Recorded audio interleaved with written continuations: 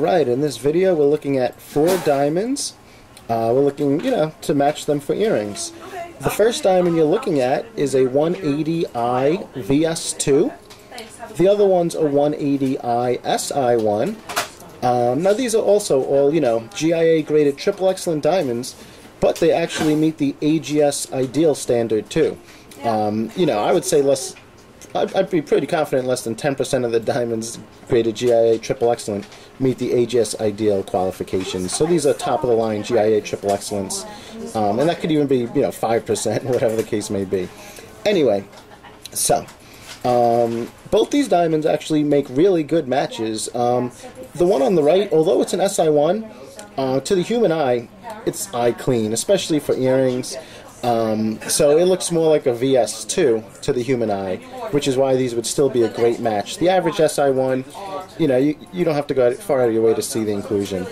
Now I'm going to go over to the next 2 diamonds. They're both .9s. Let me just show you. Alright, here we have larger diamonds, being a .9. The diamond on the left right now, it's a .9 ISI1. The one on the right's a .9 ISI1 as well. So same stats. Now the diamond on the left, it's actually slightly larger than the one on the right. It's the largest out of the group.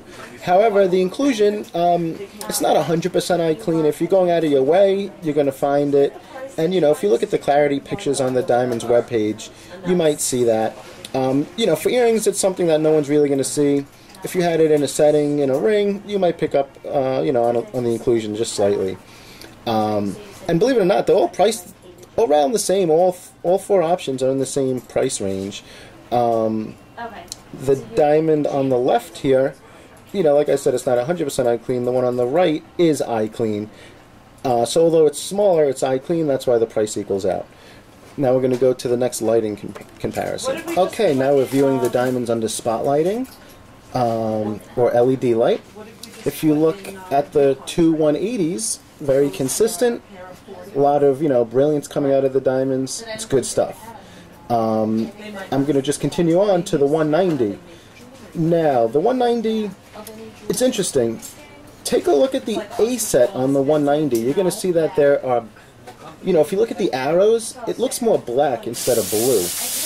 And under this lighting environment, I just don't see as much pop out of the diamond on the right. That's the 190 ISI1. That's the same one where the inclusion was kind of noticeable if you're going out of your way to find it, So, although it's the biggest diamond, the 190, it might not be the most intense as far as brightness, and the inclusion as well. So, just keep that in mind. As I go over to the right now, you can see, especially by looking at the top arrows, really nice light coming out of them compared to the diamond on the left. Now it's not a bad thing. The diamond on the right, believe it or not, is almost, the diamond on the left is like really, really large. It has a big spread for a 190. The diamond on the right, although it's a 190, it's still larger than the 180s, but it's kind of close to where we could actually take the 190 on the right and use them with any of the 180s on the left, and they would still be a great match considering, because they are, similar size. So, you could probably tell by now, if you're looking for the most intense, brightest diamonds, the third one in, the 190, I'm not the biggest fan of. That's just someone who's in the market for size.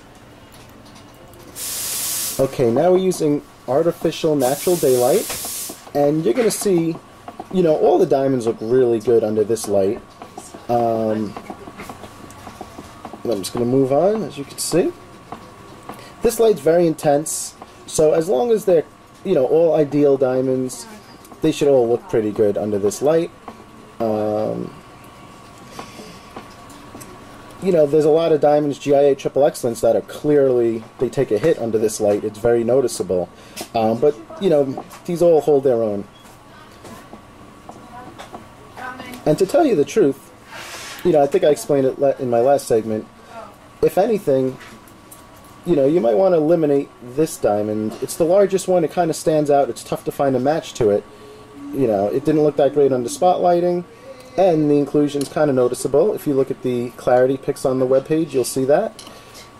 all these diamonds, being in the same size, you know, they could all work. So if we could match 2 out of these 3, we'd be in business. Alright, now we're using natural daylight to view the diamonds.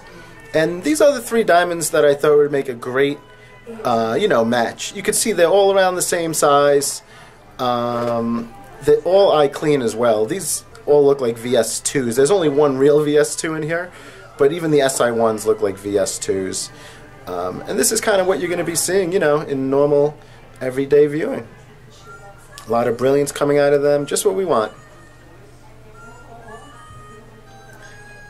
So, what we're going to have to do is determine, you know, perhaps which out of the 2 of the 3 will be the best match. And, you know, we'll help you out with that further in email. We'll give you our own personal thoughts and whatnot, and really get to the nitty-gritty.